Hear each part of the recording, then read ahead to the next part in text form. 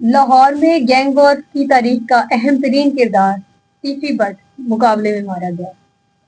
Police کے دعوے کے مطابق تیفی بٹ کو دبئی سے کراچی منتقل کیا گیا۔ اس کے بعد لاہور لایا جا رہا تھا کہ رحیم یار خان کے مقام پر کوٹ سبزل کے قریب اس کے ساتھیوں نے اسے چھڑانے کی کوشش کی۔ اسی دوران جب وہ اسے چھڑا کے بھاگ رہے تھے تو پولیس نے فائرنگ کی، لیکن ساتھیوں کی فائرنگ سے تیفی بٹ موقع پر ہی مارا گیا۔ یہ وہ بیان ہے جو سی سی ڈی صرف پہلی دفعہ نہیں دے رہی، اس سے پہلے جو بھی مقابلے ہوئے اس کے بعد سی سی ڈی کی طرف سے ایسے ہی بیانات جاری کیے گئے، اور یہ سی سی ڈی کی ہی بات نہیں، پولیس کی طرف سے جب بھی کوئی انکاؤنٹر کیا جاتا ہے اسی سے ملتا جلتا بیان، یا شاید یہ کہا جائے کہ جو انہوں نے پہلے سے طے کیا ہوتا ہے اس میں دن، تاریخ اور جس بندے کو مارا جانا ہوتا ہے اس کے بارے میں ساری وہی تفصیلات تو تھوڑی بہت تبدیلی کے ساتھ جاری کر دی جاتے ہیں۔ آج اس وقت ہمارا موضوع یہ ہے کہ تیفی بٹ کون تھا اور تیفی بٹ بنا کیسے۔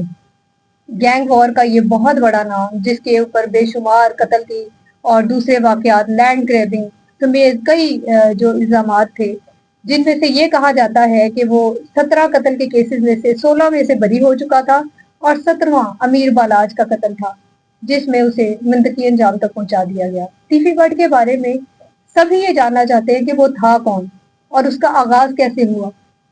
تیفی بٹ ہو یا لاہور کی تاریخ میں جرائم کے سے منسلک کوئی بھی بڑا کردار، اس کے حوالے سے اگر کوئی شخصیت بہت اچھے طریقے سے تمام تفصیلات بتا سکتی ہے، وہ ہمارے عظیم جو کرائم رپورٹر ہیں اور صحافت کی تاریخ میں جن کا بہت بڑا نام ہے، بابا جمیل چشتی، ان کے علاوہ اور کوئی نہیں بتا سکتا۔ آج ہم نے بابا جمیل چشتی صاحب کو اسٹوڈیو میں زحمت دی اور انہوں نے انتہائی مصروفیات کے دوران ہی وقت نکالا، جس کے لیے ہم ان کے بڑے شکر گزار بھی ہیں۔ یہ بھی اہم ہے کہ وہ بہت سارے اسٹوڈیوز میں ان کو بلایا جا رہا تھا، کئی چینلز نے انہیں مدعو کر رکھا تھا، اسی میں سے انہوں نے وقت نکالا۔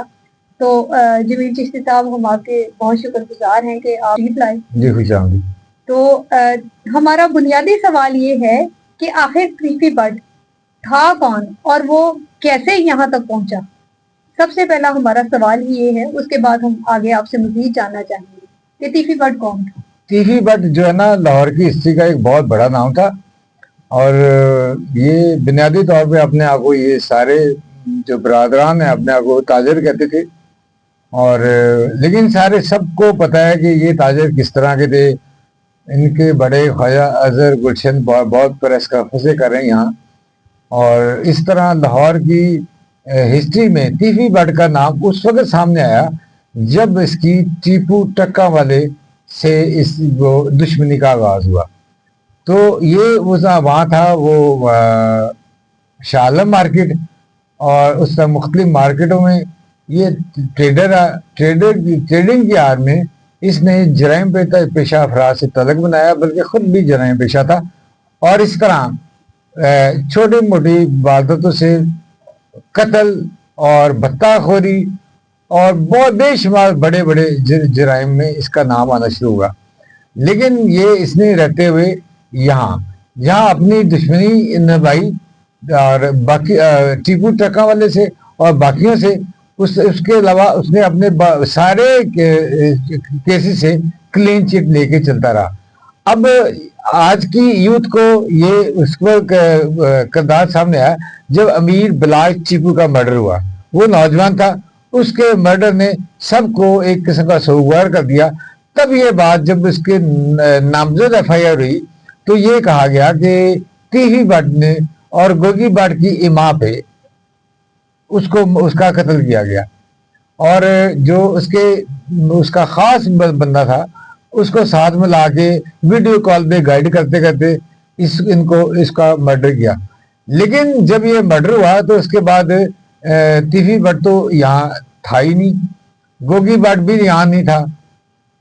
اچانک پھر ایک روز آتا ہے کہ گوگی بٹ یہاں پیش ہو جاتا ہے عدالت کے سامنے، عبوری ضمانت کرا کے، اور اس کے بعد اس کو پولیس تفتیش میں شامل کر لیا جاتا ہے۔ یہ حیرت کی بات ہے، ہائی پروفائل کیس کا بندہ گوگی بٹ، جس کا لاہور میں گوال منڈی جو اس کے گھر ہے، جہاں آج سنا ہے کہ آج اس کے تیفی بٹ کے مرنے کے بعد وہاں کوئی नामनुम मोटर बाइक सवार फायरिंग करके चले गए। उस रास्ते से आम आदमी गुजरने का तसव्वुर नहीं कर सकता था, इतनी दहशत की अलामत था गोगी भट्ट। तो यहाँ वो बेल कराने के बाद मुख्तलिफ चैनलों में मुख्तलिफ पॉडकास्ट के जरिए अपने आप को हीरो पता नहीं क्या साबित करने की कोशिश करता रहा। लेकिन ये यहाँ ये कि जब ये दूसरा तीसरी भट्ट भी मशहूर हो गया तो तब मैंने मुख्तलिफ बंदों ने कहा कि वो कहाँ होगा, किस तरह होगा, क्या होगा। मैं कहा मुझे नहीं पता, लेकिन ये जो तरबियत याफ्ता क्रिमिनल्स की एक बैकग्राउंड है, एक तरीकेकार है कि जब वो किसी का मर्डर करते हैं या किसी बड़े केस में इन्वॉल्व करते हैं, एक ना एक आदमी अपने आप को रिपोर्ट करता है कि ताकि गुआहान पे एक टेरर बना रहे।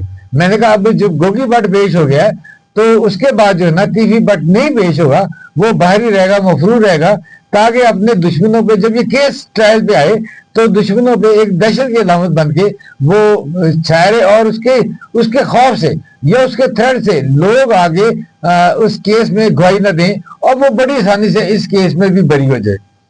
तो वो टीवी पार्टी के बारे में पता चला कि वो यूके में था, यूके से कोई कहता है वीजा एक्सपायर हो गया, कोई कहता है उसका बिजनेस बेटों का यहाँ था दुबई में, वो वहां आ गया।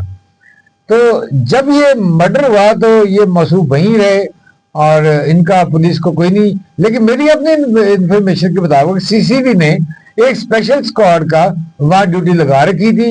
इसको किसी को मालूम नहीं था कि सीसीबी वहां क्या काम करेगी।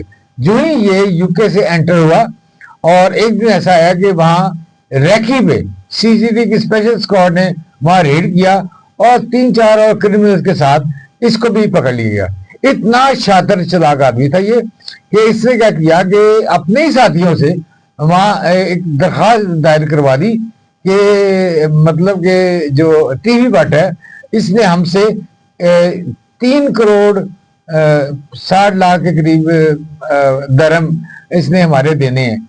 और उसका ख्याल था कि यहाँ की लॉ के मुताबिक जब तक वो केस का फैसला नहीं हो सकता उसको हवाले नहीं किया जाएगा। लेकिन मेरे इल्म में ये बात आई है कि पाकिस्तान की अहम तरीन शख्सियत ने भी इसमें एक अहम तरीन शख्सियत उसने अहम रोल अदा किया।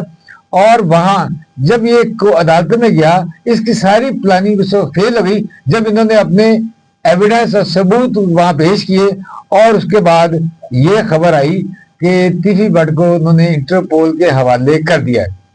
फिर ये खबर आती थी कि इंटरपोल को इसको पकड़ के लाहौर लाएगी और सीसीबी के हवाले कर दिया जाएगा। सीसीबी का नाम आते क्योंकि पहले भी मुबैना ऐसे मुकाबलों में ऐसे लोग हुए हैं तो लोगों का ख्याल आया।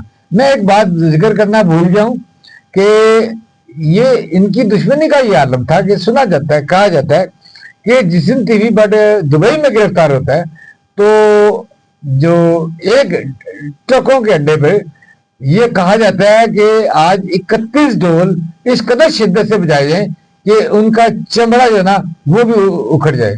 तो ऐसा ही हुआ। तो फिर ये यहाँ थे कि तीसरी भट्ट की गिरफ्तारी के बाद जब यहाँ आएगा तो यहाँ क्या सूरत हाल होगी। ये चैम को ये जारी थी कि अचानक आज रात को जो गुजर गई रात को मुझे ये पता चला फजर के बाद कि जी रहीम यार खां के करीब पुलिस इनकाउंटर में अपनी दुश्मनों की फायरिंग से तीसरी भट्ट हलाक हो गया। जब इसकी डिटेल सामने आई तो पुलिस ने या सीसीबी ने जो प्रेस रिलीज भी जारी की उसमें यह आया कि तीसरी भट्ट को पहले कहा जा रहा था लाहौर में लाया जाएगा। ये अंडरस्टूड बात है कि चूंकि लाहौर का केस है लाहौर में लाना चाहिए, लेकिन रात को पता चला कि तीसरी भट्ट को कराची लाया गया था। और कराची से बहुत गौर करने की बात है, कराची से बाई रोड मैंने आज तक अपनी हिस्ट्री में नहीं देखा हाई फाई क्रिमिनल्स को वो बाई रोड लाया जा रहा हो। तो वो एक कॉन्वॉय की सूरत में लाया जा रहा था। सीसीबी के अपनी उनकी एफआईआर और उसके मुताबिक जब ये रहीम यार खां एरिया में पहुंचे तो एक मुकाम पे आगे एक वाइट कलर की गाड़ी और एक ब्लैक कलर की गाड़ी ने उनकी गाड़ियों को ताकब किया, आगे आगे उनकी गाड़ियों को रोक लिया और अचानक फायरिंग कर दी, जिसके जवाब में पुलिस के मुताबिक मुबैना तौर पे उन्होंने भी फायरिंग की।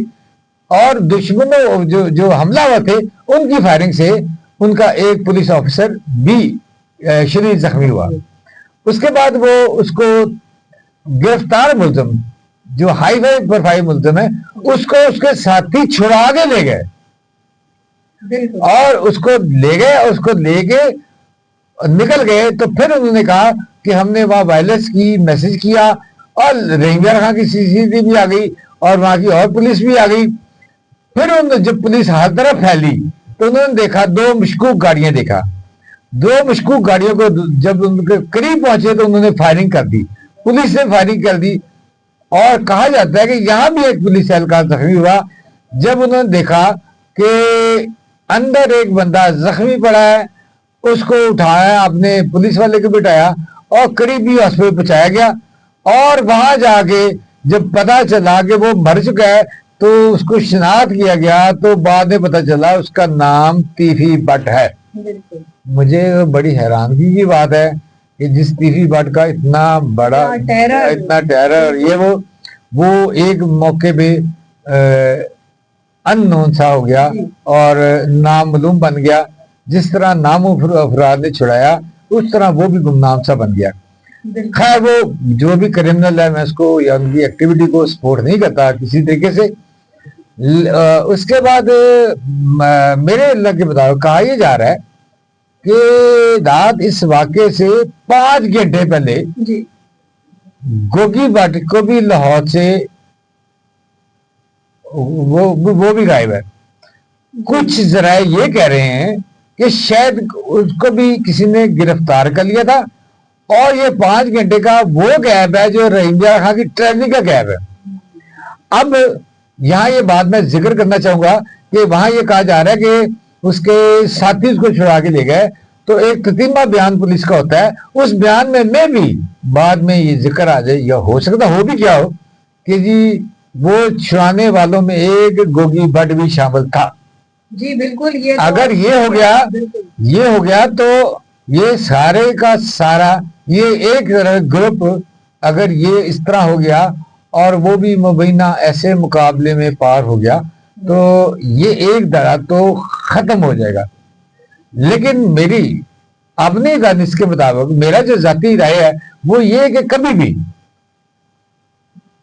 میں اس کو سپورٹ نہیں کرتا. انکاؤنٹر تو ہو جاتے ہیں نا, اس کو تو کوئی روکا نہیں جا سکتا. جو انکاؤنٹر ہو روکا نہیں جا سکتا. اس میں تو پولیس نے ایویڈنس بھی دے دی کہ 2 پولیس اہلکار زخمی ہیں. میں اس کو نہیں کہتا, لیکن میں کہتا ہوں کہ اگر اس طرح کوئی تاثر بھی چل جائے کسی کو کہ کسی کو فیک انکاؤنٹر میں مار دیا گیا تو اس سے ہماری سوسائٹی تباہ و برباد ہو کے رہ جائے گی. میں شروع میں مجھے کہا جاتا تھا کہ میں اینٹی پولیس ہوں, جبکہ میں کہتا تھا میں پرو پیپل ہوں. تو میرا پوائنٹ آف ویو یہ تھا کہ پولیس اگر کسی ملزم کا صحیح چلان بنا کے عدالت میں پیش کرے اور گواہان کو صحیح طرح عدالت میں پروڈیوس کرے تو اگر جج بھی چاہے تو وہ انہیں بری نہیں کر سکتا. یہاں گڑبڑ یہ ہوتی ہے کہ جب چلان بنایا ہوتا ہے, سپوز 5 ملزموں پہ ایک FIR ہے اور جب پولیس پیسے لے کے کسی طریقے سے کسی ملزم کو اے سے خانہ نمبر 2 میں لانے کے یا کسی کو بری کرنے پہ وہ چھوڑ دے اور 1-2 ملزم رہ جائیں تو جب وکیل جرا کرتے ہیں تو شک کا فائدہ پھر ملزموں کو ہی جاتا ہے اور وہ ملزم بیل آؤٹ ہو کے باہر آ جاتے ہیں یا بری ہو کے باہر آ جاتے ہیں. تو اس لیے یہ سارے جو ہے عدالت ہماری عدالت عالیہ یا عدالتوں پہ کے بارے میں تو ذکر کرتے ہیں لیکن پولیس کے پروسیجر پہ کوئی ذکر نہیں کرتا. میں پھر آج یہ ہر جگہ مقام پہ اس پہ ڈیبیٹ کرنے کو تیار ہوں کہ اگر چلان صحیح پیش ہوا ہو, گواہان صحیح پیش ہوئے ہیں تو کوئی وجہ نہیں کہ وہ ملزم اگر 302 کا ملزم ہے وہ تختہ دار پہ نہ لٹکے. تو اس طرح جب آپ خود ہی ایک انتظامیہ بن گئے اور خود ان کو مار کے خود عدالت بن کے فیصلہ سنا دیں اور خود اس میں اور جلاد بھی خود بن جائیں, یہ اس طرح یہ انارکی پیدا ہوگی. یہ سوسائٹی سماج تباہ و برباد ہو جائے گا, ہمارا بچوں کا فیوچر نہیں کچھ رہے گا. تو اس میں اگر کوئی اس طرح کا تاثر آئے تو میری ارباب جو اقتدار ہے ان سے گزارش ہے کہ یہ تاثر نہ آنے دیں. جی میں نہیں کہہ رہا کون سا مقابلہ مشکوک ہے یا نہیں مشکوک. جی میں کون ہوتا ہوں کسی مقابلے کو مشکوک کرنے والا. لیکن جب لوگوں کی بڑی اکثریت کہہ رہی ہو تو پھر آوازیں بلند ہوتی ہیں. اور پھر ایسے جیسے آج یہ ٹیفی بٹ مر گیا, صبح گوگی بٹ مر جائے, تو پھر چیپو اس کے جو فیملی ہے تو وہ ان کا پلڑا بھاری ہو جائے گا. پھر اس طرح کہ جب کسی کو انصاف نہ ملے تو ہر بندہ بندوق یا اسلحے سمیت آگے ایک دوسرے کا قتل عام شروع کر دے گا. اس میں سڑکوں پہ لاشیں نظر آئیں گی, جو کہ نہیں ہونا چاہیے. کہ اب کچھ نہ کچھ بڑا ہونے والا ہے. سوال یہ پیدا ہوتا ہے کہ ٹیفی بٹ گیا, گوگی بٹ کی زندگی خطرے میں ہے. اس نے جو بھی جرائم کیے یا نہیں کیے اس کا فیصلہ عدالتیں ہی کریں گی اور کرنا بھی ہونے چاہیے. اس کے بعد اس کا مطلب یہ کہ سی سی ڈی کا اگلا ٹارگٹ جو امیر والا یا ٹیپو ٹرکا والا کی فیملی ہے وہ ہوگا. اور جیسا کہ آپ نے کہا کہ یہ تو اختتام کبھی نہیں ہوگا, یہ سلسلہ تو چلتا رہے گا, لیکن پھر اس کا آخر حل کیا ہے؟ یہ میں یہی کہ اتنا طویل میں نے اپنی گفتگو میں یہی بات کی ہے کہ ایسا نہیں ہونا چاہیے. یہ طریقے کا غلط ہے. ہم کوئی نہیں ہوتے کسی مقابلے کو مشکوک یا صحیح قرار دیں. یہ ان کا ہی کام ہے, عدلیہ کا کام ہے, یہ پولیس کا کام ہے, اور وہ صحیح کیس عدالت میں پیش کریں. اور میں نے پہلے بھی کہا کہ قانون ہاتھ میں لینے والا سوسائٹی سماج ترقی نہیں کرتے, اس میں لا اینڈ آرڈر کی صورتحال رہتی ہے. جس طرح امیر بلاج کے بھائی ہیں, اگر انہوں نے, جبکہ آج مجھے پتا چلا ہے کہ ٹیپو جو یہ کیا نام ہے اس کا, جو پولیس انکاؤنٹر میں ٹیفی بٹ, اس کے گھر کچھ لوگ گئے تو وہاں پتا چلا ہے سفید کپڑوں میں ملبوس لوگ ہی لوگ ہیں اس کے گھر کے ارد گرد. وہ آنے والے لوگوں کی گاڑیوں کے نمبر نوٹ کر رہے ہیں, ان کی تصویریں بنا رہے ہیں, اور اس طرح ان کے خاندانی ذرائع کے مطابق ہمیں بری طرح ہراساں کیا جا رہا ہے. اچھا, یہ میں اس کو نہیں کہتا کہ ایسا ہوتا ہے. میں بھی کچھ اہلکار میں بھی پولیس کے ہوں سادہ کپڑوں میں, تو ایسا بھی ہو سکتا ہے کہ اتنے بڑے کردار کے ختم ہونے کے بعد کسی ممکنہ ریئیکشن کو روکنے کے لیے حفاظتی اقدامات کیے گئے. لیکن یہ حفاظتی اقدامات ہی رہنے چاہیے. دوسرے فریق کو یہ تاثر نہیں جانا چاہیے کہ ہمیں انصاف نہیں ملا اور دوسرے کو انصاف مل گیا. اگر یہ توازن نہیں قائم ہوا تو یہ قتل و غارت کا سلسلہ جاری رہے گا. جس طرح میں ذکر کروں لاہور کی دشمنیوں کے حوالے سے, تو یہ بہت بڑی دشمنی شیخ اصغر کی تھی, اصغر کے والد محترم کی, اور اس کے بعد جو ہے نا وہ ماجہ سکھی تھی, میاں مراج الدین انجینئر تھا وہ, اور خاندانی دشمنی. اس میں دیکھیں خاندان کے کتنے افراد مرے اور ارد گرد کتنے لوگ مجرم کرمنل پیدا ہوئے, پھر ان میں سے کتنی تعداد میں لوگ مرے, پبلک کے کتنا لاس ہوا. اس کے بعد جو اور جتنی بھی ایسی لاہور کی دشمنیاں بے شمار ہیں, جیسے وہ حنیفہ بابا کا ایک کردار ہے. حنیفہ بابا تو یہی پارٹی تھی نا, ہمایوں گجر کا, یہ حنیفہ بابا یہی پارٹی تھی. یہ پولیس یہ ٹیفی بٹ ہی کی پارٹی تھی. یہ مجھے آج مارننگ میں مجھے ایک صاحب ہیں وہ وہاں, ان کا فون آیا مجھے, تو کہتے ہیں یہ عجیب ہی مقافات عمل ہے. کیا بات, مجھے تو حیرت ہوئی ہے. کہتے بہت سال پہلے میں کسٹم میں ایئرپورٹ کا ہیڈ تھا, تو مجھے ایک دوست کا فون آیا کہ انسپیکٹر نوید سعید صاحب آئیں گے تو ان کو ذرا فیور دے دینا. تو کہتا ہے انسپیکٹر نوید سعید جو وہ بھی قتل ہو چکے ہیں اسی قبضے کے چکر میں, تو وہ کہتا ہے کہ وہ آئے, تو کہتا ہے کہ میں نے دیکھا تو وہ پروٹوکول کس کو دلانے آئے, ٹیفی بٹ کو. تو پروٹوکول کے ساتھ لے کے گئے, تو کہا آج میری آنکھ کھلی, تو میں نے کہا ایک پروٹوکول وہ تھا, آج ایک پروٹوکول اور ہو گیا کہ اس کا وارث ہی کوئی نہیں ہے.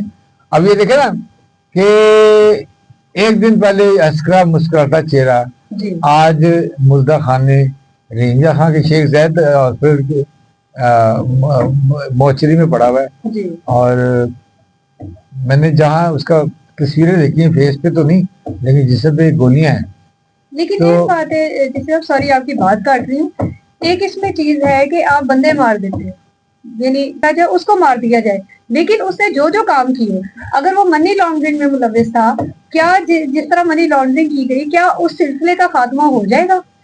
क्या ऐसा तो मुमकिन नहीं है कि अब वो जिस मेरा ख्याल है कोई 70 की दहाई में तो वो थे तीफी बट, लेकिन अब ये कि क्या तीफी बट के बाद क्या ऐसा मुमकिन नहीं है कि वहां उन्होंने कोई दूसरा यानी उस ग्रुप ने कोई दूसरा अपना हेड ना बना रखा हो? मुतबादिल की आदत तो हर कहीं होती है। ये देखें हेड, अच्छा, तो उन चीजों को मालूम ये पॉलिटिकल पार्टी नहीं है जी, यहाँ हेड नामजद नहीं होते, ये हेड पैदा होते हैं खुद पैदा खुद। होते हैं, बिल्कुल ये जुर्म की दुनिया में खुद पैदा होते हैं। जी अब तीन बढ़ के 2 बेटे थे वहां दुबई में, मुझे नहीं पता कल को बाप का इंतकाम लेने वो आ जाए, जी मुझे नहीं पता उस फैमिली के कौन बंदे आ जाए, बिल्कुल मुझे नहीं पता कि टीपू के जो अमीर बिलाज के छोटे भाई हाँ जी, आइंदा उनका बिल्कुल, तर्ज क्या अमल क्या हो। रिएक्शन होता है, बिल्कुल यही बात मैं कह रहा हूँ जी कि आपने भी वही बात की है कि जब लोगों को वो तख्तादार पे इंसाफ होता नजर आए कि तख्तादार पे लटक गया है, बिल्कुल तो लोगों को अदलिया पे इंसाफ और पुलिस पे यकीन आएगा, यकीन तो होता है, एतमाद होगा, फिर लॉ एंड ऑर्डर की सूरत हाल पैदा नहीं होती।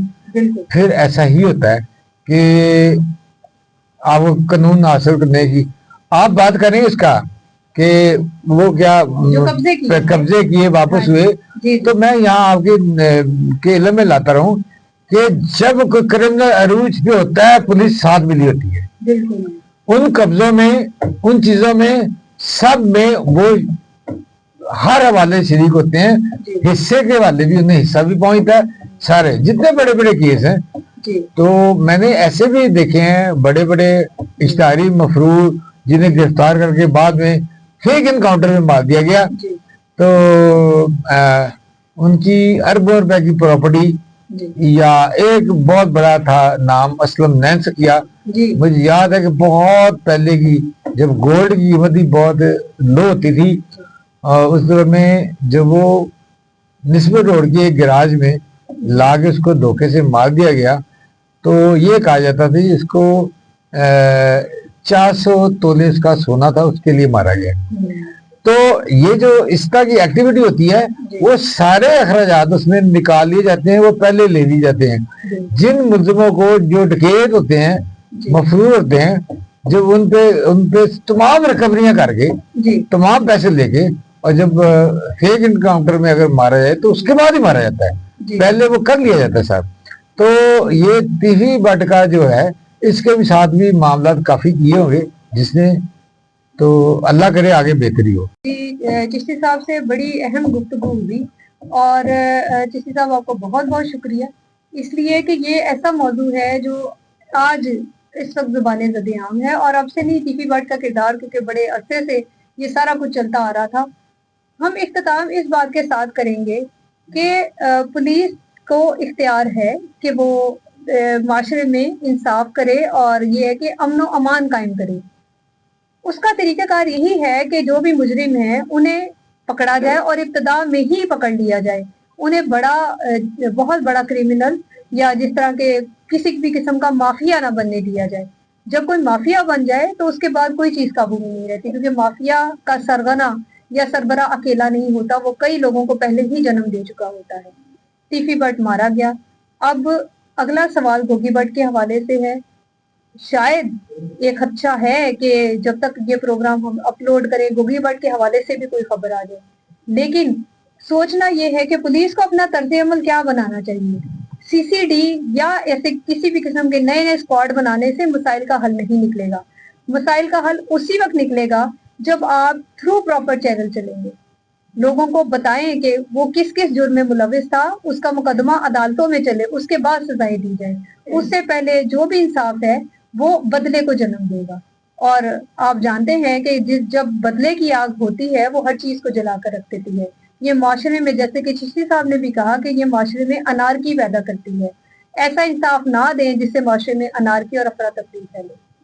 इसके साथ ही मैं अपने प्रोग्राम का इख्तिताम करती हूँ। जी जर्नलिस्ट को लाइक करें, सब्सक्राइब करें और शेयर करें, और आइंदा प्रोग्राम के लिए हमारे साथ रहिएगा। अल्लाह ने के बाद।